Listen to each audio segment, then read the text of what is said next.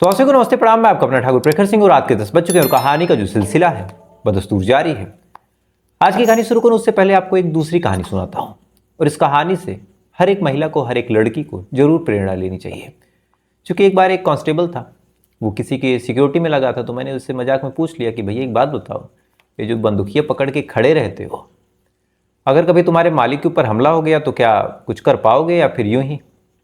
तब उन्होंने कहा कि देखो ऐसा है, अगर सामने से कोई गोली चलाता है तो वो गोली पहली बात तो डायरेक्शन नहीं देखती है, हो सकता है वो गोली मुझे भी लग जाए, तो इससे पहले वो गोली मुझे लगे मेरा प्रयास यही रहेगा कि मैं उसको मार दूं। तब मैंने कहा कि अच्छा आप मार दोगे, तो मारने के बाद अगर कोई मैटर हुआ तो?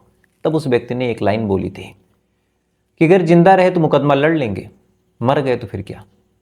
और इस कहानी को बिहार की एक महिला ने चरितार्थ किया है और उसने जो कुछ किया कहीं ना कहीं सबको उससे सीखना चाहिए। दरअसल वो महिला एक नर्स थी, बिहार का एक हॉस्पिटल, उस हॉस्पिटल में जो डॉक्टर था वो ड्रिंक वगैरह करता था। तो अभी चंद दिन पहले की बात है, जो नर्स थी वो हॉस्पिटल में अकेली थी, डॉक्टर ड्रिंक करता है। ड्रिंक करने के बाद उसके लगभग 5 और साथी थे। अब ये तमाम लोग मिलकर उस महिला से छेड़खानी करने लगते, उसके साथ बदतमीजी करने लगते हैं। अब शुरुआत में महिला ने इग्नोर किया, लेकिन धीरे धीरे जब बदतमीजी ज़्यादा बढ़ गई तब उस महिला ने एक चाकू निकाला और जब देखा कि डॉक्टर अब ज़्यादा हमला कर रहा है और उस डॉक्टर ने जब देखा कि रेप करने की कोशिश कर रहा है, तो अपने बचाव में उस महिला ने इस चाकू से उस ड्राइवर जो डॉक्टर था उसका प्राइवेट पार्ट काट दिया। अब जब ये काम उसने किया तो हो सकता है कि उसके ऊपर अटेम्प्ट टू मर्डर का चार्ज लगे, लेकिन कोर्ट में वो जब जाएगी और इन तमाम दलीलों को रखेगी कि मैंने अपने जो आत्मरक्षा है उसमें ऐसा काम किया, तो कोर्ट से भी वो बाइज्जत बरी हो जाएगी।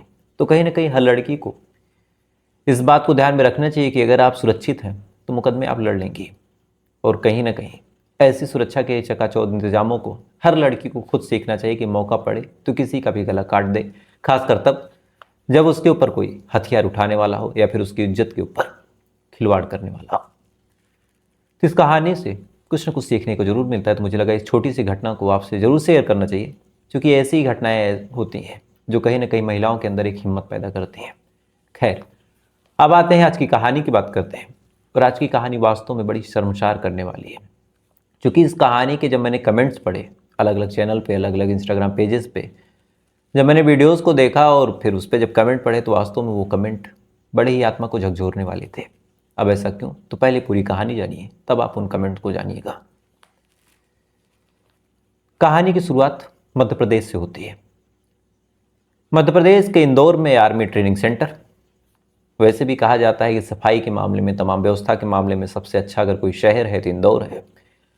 लगातार कई सालों से इंदौर जो है टॉप 1 पे है, अपनी पोजीशन को मेंटेन कर रखा है उसने, शिक्षा में भी, साथ ही सफाई में भी, तमाम व्यवस्था में, ट्रैफिक रूल फॉलो करने में। तो इंदौर के लोग मिसालें देते हैं, और इसी इंदौर में एक आर्मी ट्रेनिंग सेंटर भी है, जहाँ पे जो लड़के नए नए ट्रेनिंग के लिए जाते हैं उनको वहाँ ट्रेनिंग दी जाती है। खासकर ऐसे लड़के जो एनडीए क्वालिफाई करते हैं, ऐसे लड़के जो लेफ्टिनेंट रैंक पे जाते हैं, बड़े बड़े रैंक पे जाने वाले जो एग्ज़ाम को दे के उस जगह पे जाते हैं, तो फिर उनकी वहाँ पे एक बढ़िया यूपीएससी जैसे कराता है लवासना में, वैसे ही यहाँ पे आर्मी ट्रेनिंग होती है। तो ऐसे ही 2 लड़के वहाँ पे ट्रेनिंग के लिए गए थे। जवानी के दौरान वहाँ पे उनकी गर्लफ्रेंड भी थी। तो वे कुछ दिन पहले की बात है, बामुश्किल 2 या 3 दिन पहले, ये दोनों लड़के आपस में बात करते हैं कि यार दिन भर ट्रेनिंग रहती है, दिन भर कुछ ना कुछ सिखाया जाता है, तो एक काम करते हैं, 1-2 दिन छुट्टी मिली है तो चले कहीं घूम आते हैं। तो घूमने कहाँ जाएं? तो पता चला कि एक जाम गेट है, वहाँ पे पिकनिक स्पॉट है और लोग वहाँ पे जाते हैं, बैठते हैं, टाइम पास करते हैं, एक दूसरे के साथ वक्त गुजारते हैं, गुजारने के बाद वापस आ जाते हैं। अब इन दोनों में जब ये बात आपस में डिस्कस की, तो फिर ये हुआ कि यार अकेले क्यों जाना, अपनी अपनी महिला मित्रों को भी बुला लेते हैं। इसके बाद इन्होंने उनसे बात की और कहा कि अगर कंफर्टेबल हो तो चलो। उन्होंने भी कहा कि यार ठीक है, चलने में क्या दिक्कत है, पिकनिक स्पॉट है, रात का बढ़िया समय रहेगा, हल्की हल्की गुलाबी गुलाबी ठंडी पड़ेगी, बातचीत करेंगे, अपना एक दूसरे के साथ वक्त गुजारेंगे, फिर सुबह होने से पहले चले आएंगे।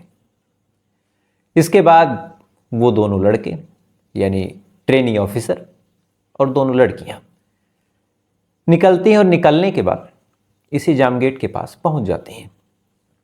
अब आमतौर पे कोई भी होता है, हाथ में मोबाइल होता है, मोबाइल में सेल्फी लेता है। कुछ लोग बोनफायर करते हैं यानी आग जलाते हैं, आपस में बातचीत करते हैं तो आवाज़ होती है। रात के लगभग 12-1-2 बजे तक इन्होंने बढ़िया आराम से पार्टी की। इसी दौरान कुछ लोगों की नज़र इनकी पार्टी पे पड़ती है। ये लोग अपने में मदमस्त कि क्या मतलब है, अपनी आर्मी लाइफ के बारे में एक दूसरे से डिस्कस कर रहे थे, फ्यूचर ड्रीम्स के बारे में डिस्कस कर रहे थे। इधर इनकी जो आवाज़ है आसपास के लोगों तक जा रही थी। इसी बीच 6 लोग वहां जाते हैं। किसी के हाथ में गन, किसी के हाथ में चाकू, किसी के हाथ में हॉकी, और ये 6 लोग इन चारों को घेर लेते हैं, जिनमें से 2 पुरुष 2 लड़कियां। घेरने के बाद एक लाइन में एक बात बोलते हैं कि तुम्हारे पास जो कुछ है चुपचाप दे दो। अब किसी के गले में चैन थी, किसी के हाथ में कड़ा था, किसी के पास बढ़िया ब्रांडेड मोबाइल था। महिलाओं के पास भी कुछ ज्वेलरी उन्होंने पहन रखी थी, कान में, नाक में, गले में पतली चैन, जो कुछ पर्स में पैसे थे, वो सब चीज़ें। इन तमाम चीज़ों को वो लोग चाकू और तमाम हथियारों के दम पे पहले तो इन चारों से लूटते हैं, और लूटने के बाद फिर पूछते हैं कि तुम लोग क्या करते हो और इतनी रात में यहाँ क्या करने आए थे। अब एक तो ये 4, उसमें से 2 लड़कियाँ। दूसरी बड़ी बात कि सामने वालों के पास हथियार है। अच्छा, वो लोग लोकल थे, इन्हें कुछ जानकारी भी नहीं थी, रात का अंधेरा। उन्होंने कहा कि ठीक है भाई, लूट रहे हैं, लूट लेने दो। तो लड़की का मामला, अब क्या बोले। ये लोग बताते हैं कि हम आर्मी में ट्रेनिंग में हैं, ये तमाम चीज़ें बोलते हैं। जब ये लोग बताते हैं कि आर्मी में ट्रेनिंग में, तब उन्हें लगता है जो 6 लोग थे, किसका मतलब इनके पास बढ़िया माल है, तो काम करते हैं इनसे और लूटते हैं। इसके बाद क्या हुआ कि उनमें से कहा कि एक काम करो, अगर अपनी जान की हिफाजत चाहते हो और पैसे की व्यवस्था करो, और पैसे अभी के अभी मंगाओ। अब इन दोनों से जब ये बात बोली गई, इन दोनों ने कहा कि भैया एक बात बताओ, हमारा कोई यहाँ सगा तो है नहीं, हम कैसे व्यवस्था करते हैं। उन्होंने कहा हम नहीं जानते, चाहे जैसे व्यवस्था करो। उसके बाद उन्होंने इन दोनों के ऊपर हमला भी किया, मारपीट करने की कोशिश भी की। एक तो इनके ऊपर ये जिम्मेदारी थी कि महिलाओं को भी बचाएं। इसके बाद जैसे तैसे करके उन्होंने एक शर्त रखी और कहा कि ठीक है, 2 लोग रुक जाओ, और उनमें से एक महिला होगी, एक पुरुष होगा, और 2 लोग चले जाओ, और जाने के बाद 10 लाख रुपए लेके आओ। इतना कहने के बाद एक लड़का और एक लड़की को वो लोग रोकते हैं, दूसरे वाले को भेजते हैं।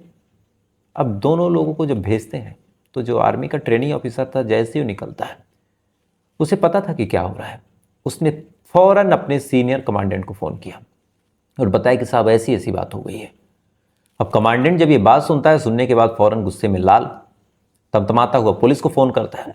अब चूंकि आर्मी से पुलिस को फ़ोन गया, पुलिस के भी हाथ पांव फूले। लगभग 10 मिनट के अंदर पुलिस वाले वहाँ पे पहुँच जाते हैं। फ़ोन करने में 10 मिनट लगा होगा, उसके बाद आने जाने में 10 मिनट। लेकिन अब सवाल ये है कि जहाँ पे इन लोगों ने बताया, वहाँ पे जब पुलिस पहुँचती तो वहाँ तो कुछ मिला ही नहीं, क्योंकि जो 6 लोग थे उन्होंने इन दोनों को थोड़ा अंदर जंगल में ले गए थे। इसके बाद पुलिस वाले तलाशी लेते हैं पूरे जंगल की। जब तलाशी लेते हैं तो तलाशी लेने के बाद वहाँ पे जो आर्मी ऑफिसर था वो बंधा और घायल अवस्था में मिलता है। जब आर्मी ऑफिसर मिला तो पहले तो पुलिस वालों ने राहत की सांस ली कि चलो आर्मी वालों को सकुशल बरामद कर लिया। लेकिन अब सबसे बड़ा सवाल कि आखिर वो महिला कहाँ गई। अब ये सवाल जब पुलिस वाले सोचते हैं, फ़ौरन पूछते हैं। आर्मी ऑफिसर इशारे में रोते हुए बताता है कि उसको तो वो लोग अपने साथ ले गए। इसके बाद फ़ौरन जंगल को जब चेक किया गया तो एक जगह पे वो महिला जो थी बेचारी बेहोश निढाल पड़ी थी। फ़ौरन पुलिस वाले उस महिला को अपने साथ लेके हॉस्पिटल जाते हैं, बुलाने की कोशिश करते हैं, लेकिन महिला की हालत ऐसी थी कि कुछ बोलने लायक थी नहीं। फ़ौरन उसको हॉस्पिटल में भर्ती किया गया। भर्ती करने के बाद इस पुलिस वाले से पूछा गया, कायदे से इस आर्मी ऑफिसर से जो ट्रेनिंग पे था, जो जंगल में रह गया था, तो उसने बताया कि मुझे अलग छोड़ दिया, मुझे खूब मारा पीटा और इस महिला को अपने साथ ले गई। इस महिला की चीखने की आवाज़ आ रही थी, तो ऐसा लग रहा है कि इसके साथ गैंगरेप हुआ है। और उस महिला की जो हालत थी उसे देखने के बाद पुलिस वालों ने भी कहा कि महिला के साथ रेप हुआ है। अब रेप के बारे में जैसे ही पुलिस वाले सुनते हैं, एकदम हक्का बक्का रह गए कि ये तो और एक तोहमत लगी, एक तो मामला आर्मी का है, मीडिया में बात जाएगी, थू थू होगी। उन्होंने कहा कि भैया धरपकड़ चालू करो। सबसे पहले आसपास के तमाम जो गांव थे वहां पता किया। जब पता किया तो एक गांव है गौड़ कुआं। इसी गौड़ कुआं गांव के 2 लोग, जिनमें से एक का नाम अनिल और दूसरे का नाम पवन, क्योंकि बातचीत से वो लोग भी लोकल लग रहे थे। तो जब पता किया गया तो पता चला कि गौड़ कुआं गांव के अनिल और पवन थे। इनको उठाया गया। फिर एक और शख्स उठाया गया जिसका नाम था रितेश, जो बिलामी गांव का था। जब इन सबसे पूछताछ की गई तो पता चला कि 3 और लोग थे, जिनमें से एक का नाम था रोहित जो नंदगांव का था, संदीप वो भी नंदगांव का था और एक सचिन जो जौनपुर का था। टोटल 6 लोग, 6 को उठाया गया। इधर पीड़िता का इलाज चल रहा है, 6 से पूछताछ जारी है। अब उनसे क्या पूछताछ हो रही है अभी तक पुलिस वालों ने क्लियर नहीं किया है। लेकिन इसी दौरान इस पूरी घटना में एक नाटकीय रूप हो जाता है और जो आजकल हर कहानी में हो रहा है।